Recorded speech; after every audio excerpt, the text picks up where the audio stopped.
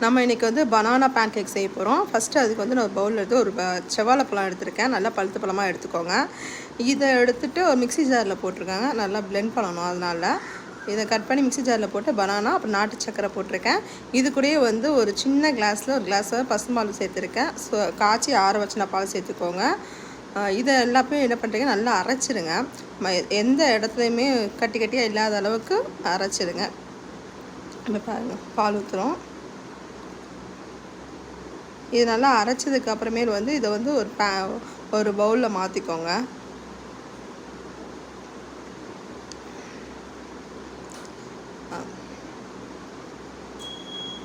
இல்லை எக்கு வேணாலும் நீங்கள் எக்கும் சேர்த்துக்கலாம். நான் எக்கு சேர்க்காமல் நான் செஞ்சு காமிக்கிறேன். இது கூடயே வந்து என்ன பண்ணுறீங்கன்னா கோதுமை மாவு சேர்த்துக்கோங்க. கோதுமை மாவு அப்புறமே பேக்கிங் பவுடர் சேர்த்துட்டு கொஞ்சமாக குக்கிங் ஆயில் சேர்த்து தோசைக்கல்லில் போட்டு